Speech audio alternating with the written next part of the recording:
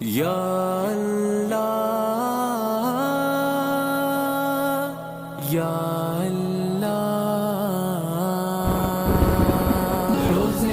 میرے عزیز ساتھیوں، بزرگوں اور دینی بھائیوں، اللہ تبارک و تعالیٰ کا احسان ہے اور اس کا شکر عظیم ہے کہ اللہ تبارک و تعالیٰ نے اسلام جیسا خوبصورت مذہب اور اسلام جیسا عظیم الشان دین عطا فرمایا۔ اسلام کی یہی خوبصورتی ہے کہ اسلام نے زندگی کے ہر گوشے کو، ہر لمحے کو، ہر چیز کو، ہر باریک سے باریک چیز کو، ہر موٹی سی موٹی چیز کو، ہر چھوٹی سی چھوٹی اور بڑی سی بڑی چیز کو اللہ تبارک و تعالیٰ نے بیان کر دیا۔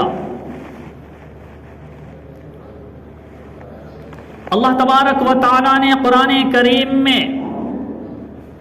ہر ایک چیز کے احکامات کو واضح طور پر اور کلیئر طور پر بیان کر دیا۔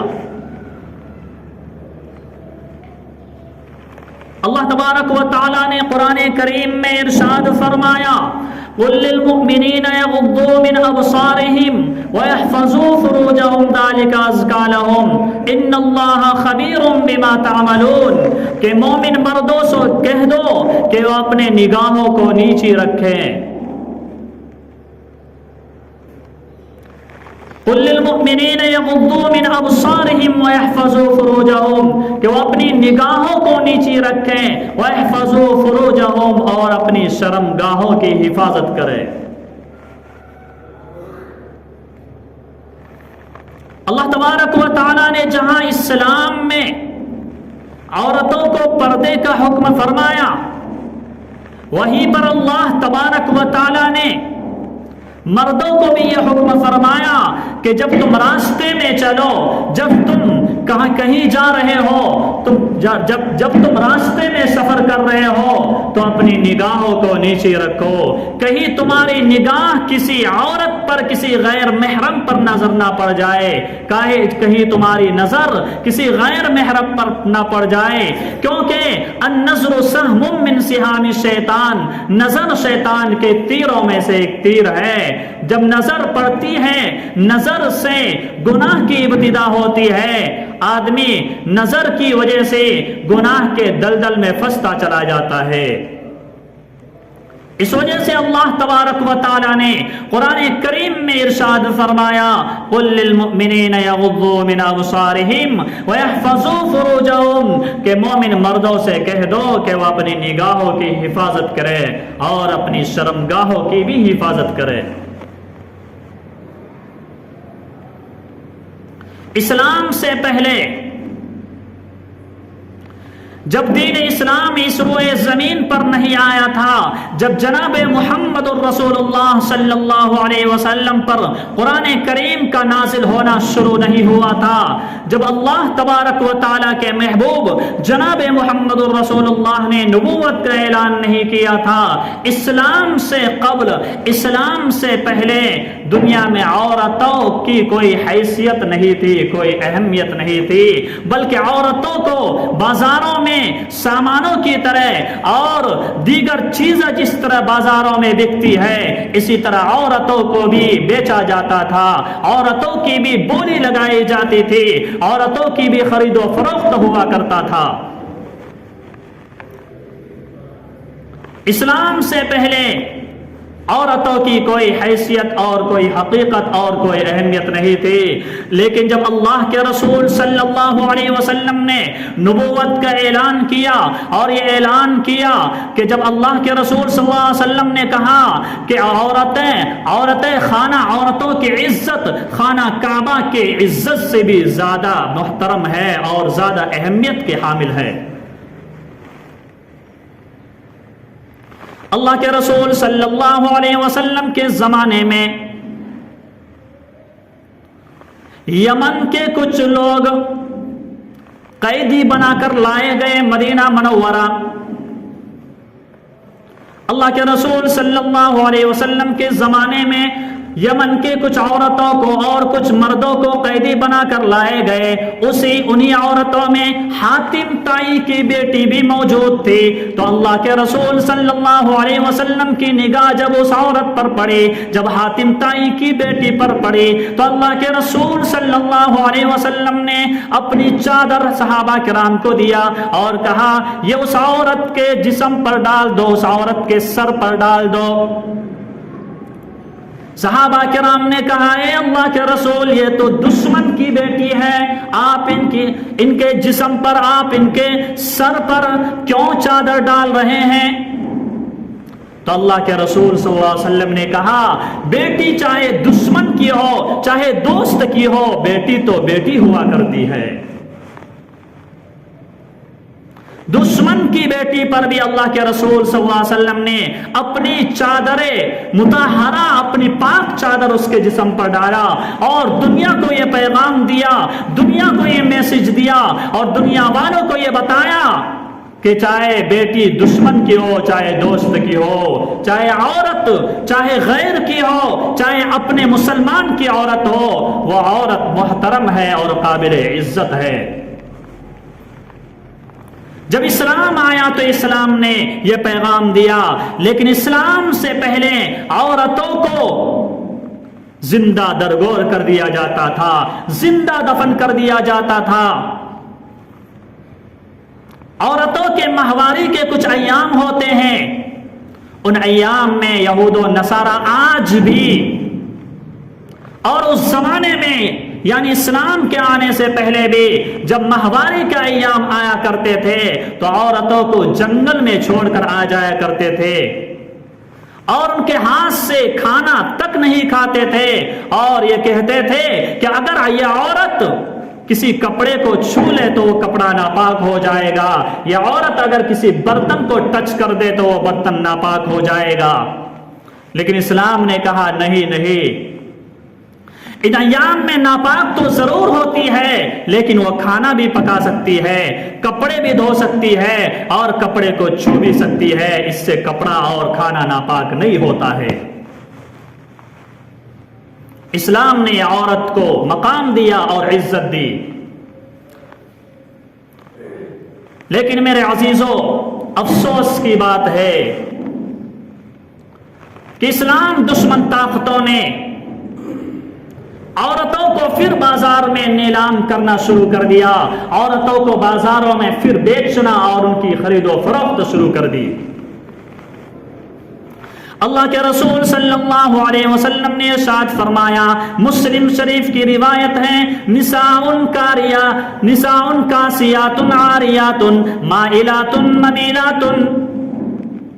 اللہ کے رسول صلی اللہ علیہ وسلم نے ارشاد فرمایا ایک زمانہ ایسا آئے گا، ایک وقت ایسا آئے گا، ایک ٹائم ایسا آئے گا، ایک لمحہ ایسا آئے گا کہ ایک زمانے میں عورتیں کپڑے تو پہنے گی،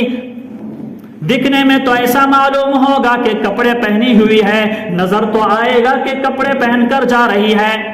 لیکن وہ کپڑے پہنی ہوئی نہیں رہے گی، حقیقت میں وہ ننگی رہے گی۔ نساء کاسیات عاریات، فرمایا عورتیں کپڑے پہنی ہوئی نظر تو آئے گی لیکن حقیقت میں وہ ننگی ہوگی۔ اور فرمایا کپڑے اس طرح پہنیں گی، مائلات ممیلات، وہ دوسروں کو اپنی طرف متوجہ کرے گی، لوگ اس کی طرف متوجہ ہوں گے۔ فرمایا ایسی عورت کے بارے میں اللہ کے رسول صلی اللہ علیہ وسلم نے لا يدخلن الجنت ولا يجدن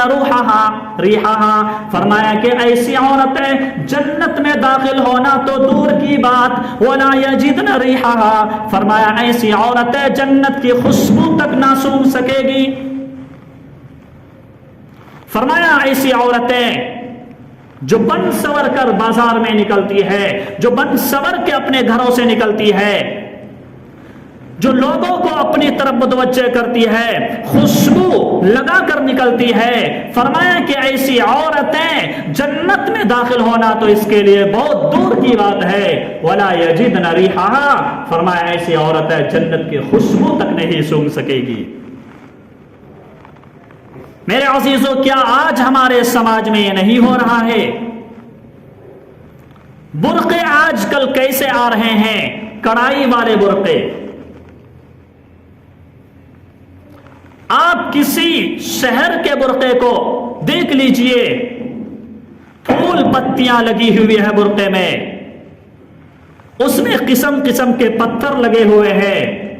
اور سینے پر کڑائی کی ہوئی ہے۔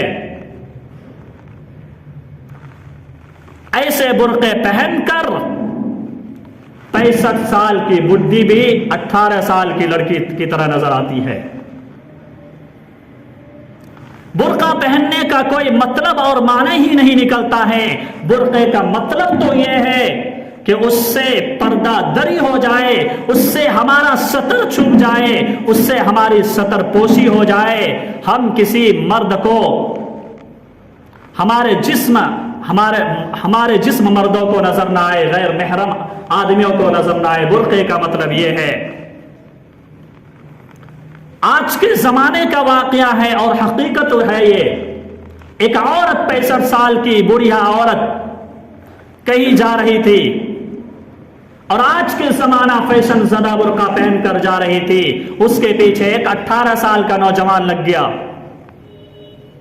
اس نے سوچا کہ کوئی نوجوان لڑکی جا رہی ہے، وہ عورت جو 65 سال کی بڈھی تھی وہ جا رہی تھی اور اپنے کمزوری کی وجہ سے بہت آہستہ آہستہ چل رہی تھی۔ لڑکا سوچ رہا تھا کہ مجھے لائک کر رہی ہے۔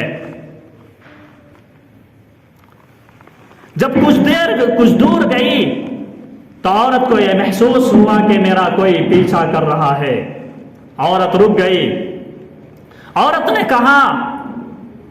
اے نوجوان، تو میرا پیچھا کیوں کر رہا ہے؟ کہاں آپ بوڑھی ہے؟ کہاں ہاں میں بوڑھی ہوں، میں تو تمہارے اماں کی عمر کی ہوں۔ وہ نوجوان بھی من چلا تھا، اس نے کہا میں اپنے لیے نہیں ڈھونڈ رہا ہوں، میں اپنے باپ کے لیے ڈھونڈ رہا ہوں۔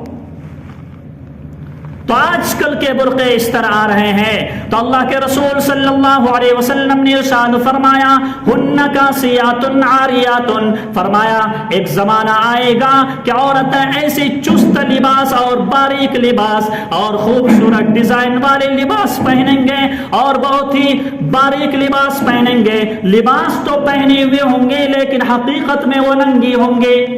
فرمایا وَلَا يَدْخُلَنَّ الْجَنَّةَ وَلَا يَجِدْنَ رِيحَهَا، فرمایا کہ ایسی عورتیں جنت میں داخل ہونا تو بہت دور کی بات، جنت کی خوشبو تک نہ سونگھ سکے گی۔ میرے عزیزوں، ہم اپنی عورتوں کو برقع پہنائیں لیکن برقعے کی طرح ہو، اس سے پردہ ہونا چاہیے، اس سے یہ نہ ہو کہ 65 سال کی بڈھی بھی 18 سال کی لڑکی کی طرح نظر آنے لگے، پھر پردہ کا کوئی مطلب ہی نہیں نکلتا ہے۔ میرے عزیزو، اللہ کے رسول صلی اللہ علیہ وسلم کے زمانے میں ایک عورت آئی، اللہ کے رسول صلی اللہ علیہ وسلم سے کہا، اے اللہ کے رسول، میں نماز پڑھنے کے لیے مسجد جاتی ہوں، راستے میں گندگی پڑی ہوئی رہتی ہے اور میری چادر اس گندگی میں لگ جاتی ہے، اس غلاظت میں لگ جاتی ہے، پیشاب پاخانے سے میرے کپڑے ٹچ ہو جاتے ہیں، میری چادر ٹچ ہو جاتی ہے اور میرے کپڑے میں، میری چادر میں وہ گندگی لگ جاتی ہے۔ اے اللہ کے رسول، مجھے اجازت دیجئے کہ میں چادر کو اٹھا لوں تاکہ میرے کپڑے میں گندگی نہ لگے، میری چادر میں گندگی نہ لگے۔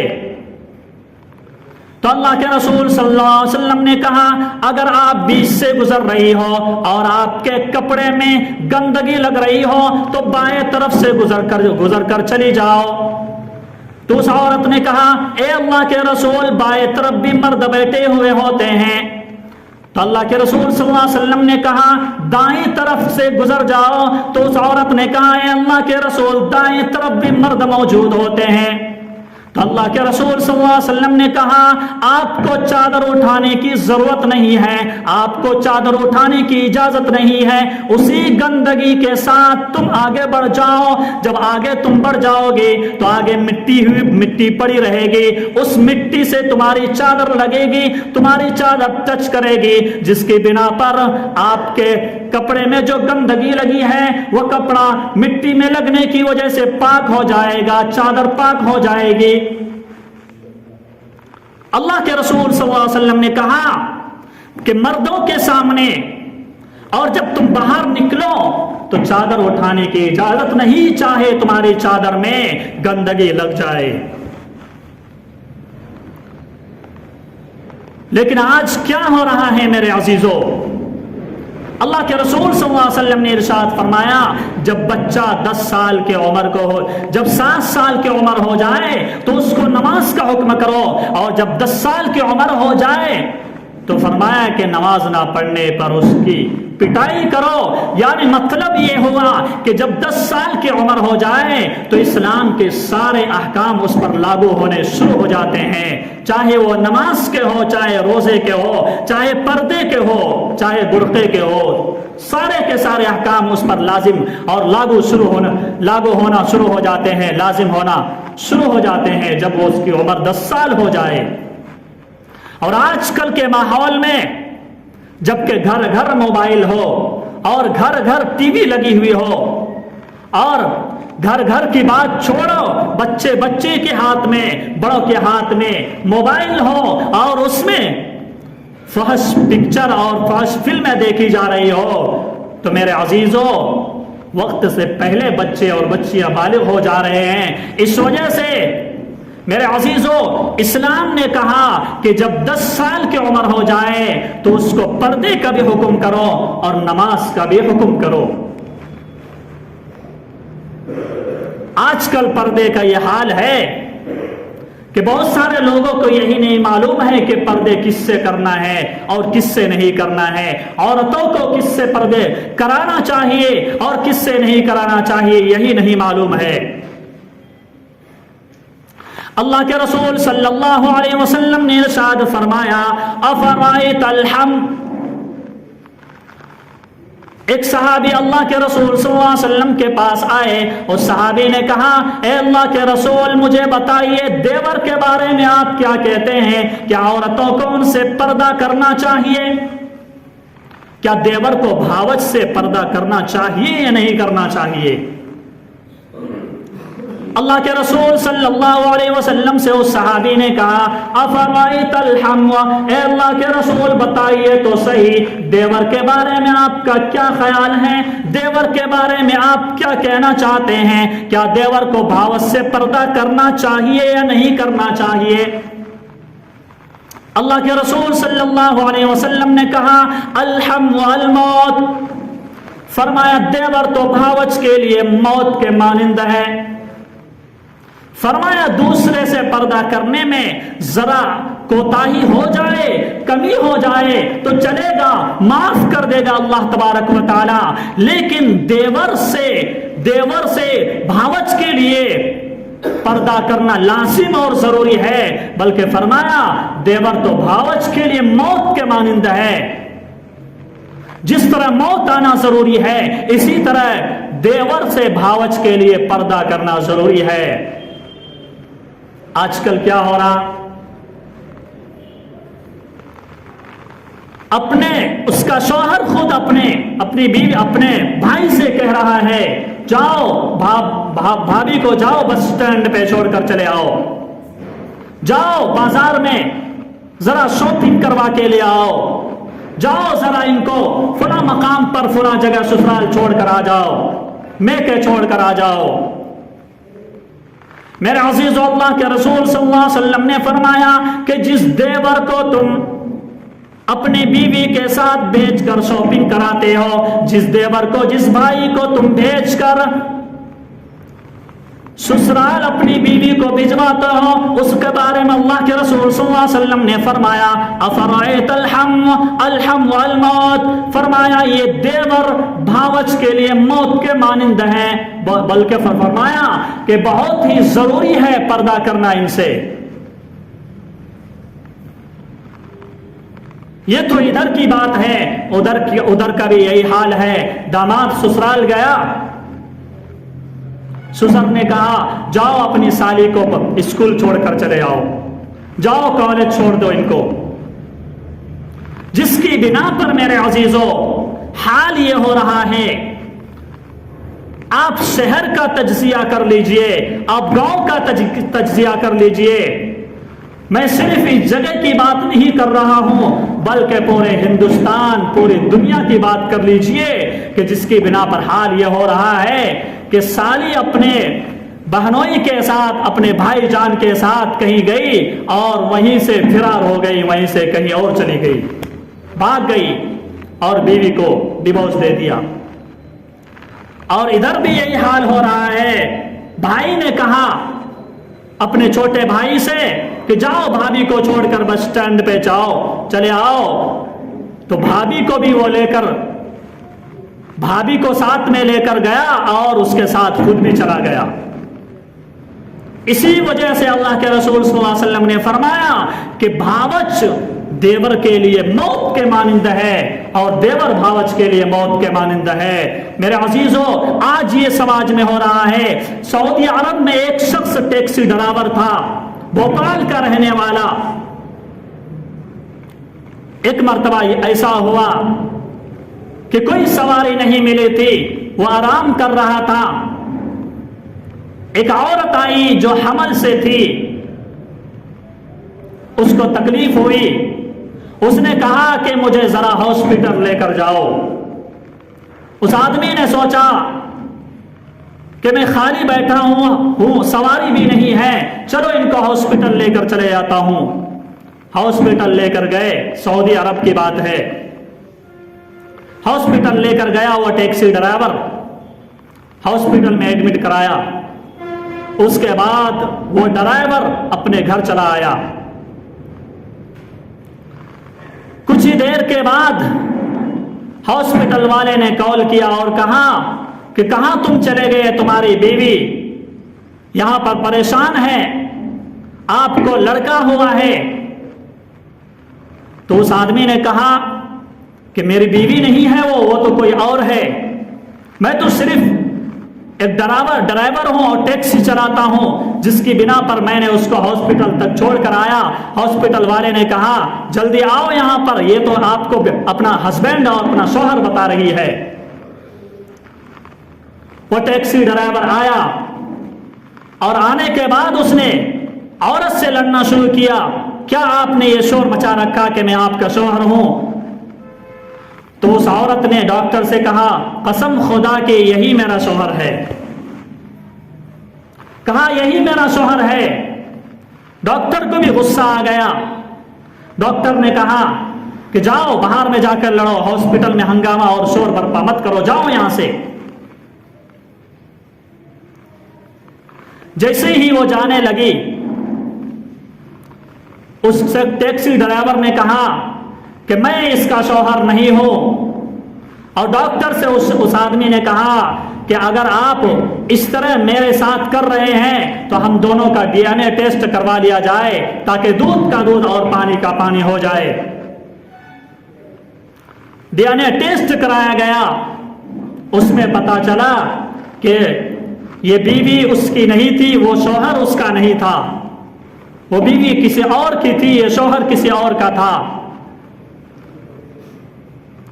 لیکن وہ عورت یہ ضد کر رہی تھی کہ یہ آدمی میرا ہی شوہر ہے۔ تو ڈاکٹر نے کہا یہ آپ کا شوہر نہیں ہو سکتا ہے۔ تو اس عورت نے کہا کیسے میرا شوہر نہیں ہو سکتا ہے، مشین غلط بھی تو بتا سکتی ہے۔ تو اس ڈاکٹر نے کہا کہ اس آدمی کے ڈی این اے ٹیسٹ میں یہ آیا ہے کہ یہ آدمی کبھی باپ بن ہی نہیں سکتا ہے۔ اس آدمی نے کہا یہ کیا بات، میں کبھی باپ نہیں بن سکتا ہوں، میرے تو 6 بچے موجود ہیں، میں کبھی کیسے باپ نہیں بن سکتا۔ اس ڈاکٹر نے کہا ڈی این اے ٹیسٹ میں رپورٹ تو یہی آئی ہے، باقیات کا معاملہ آپ جانو۔ چنانچہ اس عورت کو لے کر وہ ٹیکسی ڈرائیور اپنے گھر کی جانب روا دوا ہو گیا، گھر کی جانب جانے لگا، لیکن دل ہی دل میں یہ سوچنے لگا کہ مشین غلط ہے یا میری بیوی غلط ہے۔ فوراً اس کو شک ہوا اور گھر گیا، اور گھر جانے کے بعد اس نے جوتا اٹھایا اور بیوی کو مارنا شروع کیا۔ اس کی بیوی نے کہا ایسا معاملہ تو کبھی نہیں ہوا تھا، آپ اس طرح ہمارے ساتھ کیوں پیش آ رہے ہیں؟ تو اس آدمی نے اپنی بیوی سے کہا سچ سچ بتاؤ یہ بچے کس کے ہیں؟ تو اس عورت نے کہا ذرا غصہ ٹھنڈا کرو، میں ابھی بتاتی ہوں۔ کہا بتاؤ؟ کہا دیکھو، رات میں تم ٹیکسی چلاتے ہو اور اسی مکان میں آپ کا بھائی بھی رہتا ہے، وہ بھی ٹیکسی چلاتا ہے، وہ دن میں چلاتا ہے اور رات میں میرے یہاں گھر مکان پہ آ جاتا ہے، اور یہ جتنے بچے ہیں یہ سارے کے سارے آپ کے بھائی کے ہیں۔ تو اس آدمی نے کہا اچھا چلو ٹھیک ہے، اگر میرے بھائی کا ہی بچہ ہے تو ایک کام کرو، میرے بھائی سے تم شادی کر لو، کیونکہ میرے بھائی نے ہی میرے پیٹ میں جب چھرا گھونپ دیا ہے تو اب اس کا حل کیا نکال سکتے ہیں۔ تو میرے عزیزو، اللہ کے رسول صلی اللہ علیہ وسلم نے سچ فرمایا، الحم الموت، بھاوج دیور کے لیے موت کے مانند ہے۔ میرے عزیزو، آج ہم نے اسلام کے احکام کو چھوڑ دیا، اسلام کے جو قانون ہیں اور اسلام کے جو لا ہے اس کو ہم نے چھوڑ دیا۔ تو میرے عزیزو، ہوا یہ کہ اسلام کے جو دشمن ہیں انہوں نے ہمارے اوپر انگلیاں اٹھانا شروع کر دیا۔ جب تک ہم اللہ کے رسول صلی اللہ علیہ وسلم پر اور جب تک ہم شریعت مطہرہ پر عمل کرتے رہیں گے، میرے عزیزو، کوئی اسلام کا دشمن طاقت کوئی بھی آ جائے، وہ اسلام کے احکام کو ختم نہیں کر سکتا ہے، وہ اسلام کے احکام کو توڑ نہیں سکتا ہے، ہمیں اسلام پر عمل کرنے سے کوئی نہیں روک سکتا ہے جب تک ہم اس پر عمل کرنے کی کوشش کرتے رہے۔ ہم نے اس پردے کو ایک رسمی اور ایک رواج سمجھ لیا، تو میرے عزیزو، اللہ تبارک و تعالیٰ کی جانب سے ہمارے اوپر پھٹکار اور عذاب نازل ہونا شروع ہوا کہ غیر پردے کے خلاف آواز اٹھانے لگے۔ ابھی حال ہی کا واقعہ ہے، کرناٹک کا جو واقعہ ہے، ان کی جرأت کیسے یہ ہوئی میرے عزیزو کہ انہوں نے ایک با پردہ خاتون کے خلاف آواز اٹھائے، ان کو بے پردہ کرنا چاہا، لیکن جرأت اور سلام ہو اس عورت پر اور اس لیڈیز پر کہ جس نے ان دشمنوں کے سامنے، ان اسلام دشمن کے سامنے اپنے آپ کی اپنی آواز کو بلند کیا اور کلمہ لا الہ الا اللہ کی آواز اور اللہ اکبر کی آواز پورے ہندوستان میں نہیں بلکہ پوری دنیا میں سنایا، اور پوری دنیا کے لوگوں کو یہ پیغام دیا کہ جب تک ہم اسلام پر ڈٹے رہیں گے اور اسلام پر عمل پیرا ہونے کی کوشش کرتے رہیں گے، دنیا کی کوئی بھی طاقت آ جائے ہمیں ہلا نہیں سکتا ہے، ہمیں جھکا نہیں سکتی ہے۔ میرے عزیزو، اسلام کی خوبصورتی یہ ہے کہ دنیا میں کوئی بھی اگر اسلام کو دبانا چاہے، اسلام کو نیچے جھکانا چاہے تو اسلام جھکتا نہیں ہے بلکہ اسلام اور پھیلتا اور پھولتا چلا جاتا ہے۔ اسی وجہ سے کسی شاعر نے کہا، تم جتنا تراشو گے یہ اور سیوا ہوگا، اسلام وہ پودا ہے کاٹو تو ہرا ہوگا،